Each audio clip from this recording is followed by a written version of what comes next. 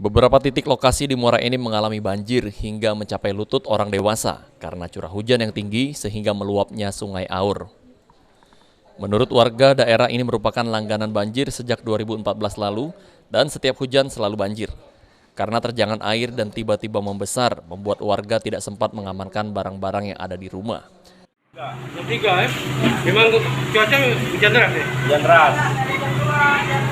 Jam 5 itu udah hujan. Sampai jam hujan 1 jam deras pasti banjir. Yang ini paling besar. Lama itu. Udah 20 tahunan ini. Banjir terus ini? Pernah sampai pinggang di sini dalam rumah ini. Dalam rumah ya? Ya. Paling tinggi sampai pinggang. Sementara itu dengan kondisi ini BPBD Kabupaten Muara Enim telah melakukan monitoring dan menemukan beberapa titik banjir, diantaranya di Kelurahan Air Lintang, seputaran stasiun KA Muara Enim, seputaran Diva Mart, serta Jalan RA Kartini, Kelurahan Pasar 2 Muara Enim. Jam 2.15 dini hari kami turun bersama tim BPBD, Satgas BPBD untuk monitoring keliling kota Muara Enim.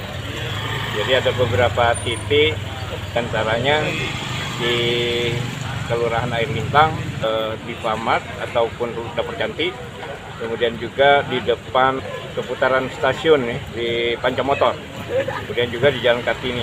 Nah, kami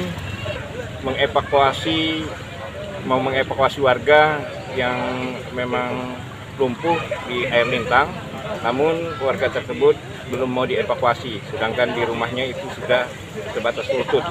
Jadi ada beberapa warga yang kita dievakuasi ke musola. Ada 5 warga yang di Air Lintang.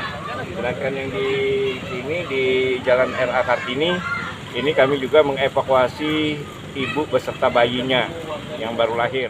Dengan kondisi ini, beberapa warga sempat dievakuasi. Untuk penanggulangan awal, BPBD berkoordinasi dengan Dinas PUPR terutama untuk kawasan Sungai Aur yang jadi langganan banjir agar bisa dinormalisasi. Mardiansyah, PAL TV.